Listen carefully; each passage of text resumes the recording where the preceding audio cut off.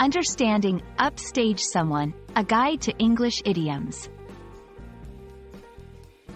Hello everyone! Today, we're diving into the fascinating world of English idioms, specifically the phrase, upstage someone. Idioms are a key part of language learning as they enrich conversation and offer cultural insights. So, let's explore what it means to upstage someone, and how you can use this phrase in everyday English. Upstage someone is an idiom that originates from the theater world. In a theater, the stage is divided into different areas, and the upstage is the part farthest from the audience. When an actor moves upstage, they draw the audience's attention away from other actors.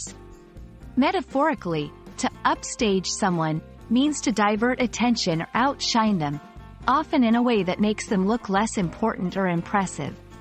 This idiom can be used in various contexts, from professional settings to social gatherings. Let's see how this idiom works in everyday language.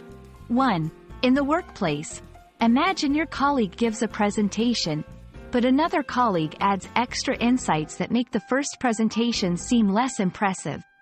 You might say, "He really upstaged her with his detailed analysis." 2. In social settings, suppose someone is telling a story at a party, but another person interrupts with a more exciting story, taking all the attention.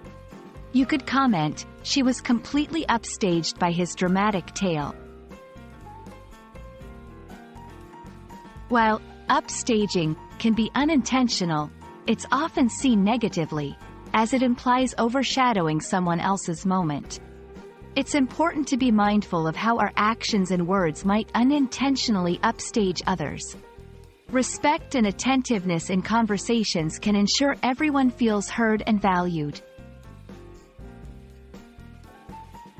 I hope this exploration of the idiom, upstage someone, has been enlightening and adds a new phrase to your English repertoire.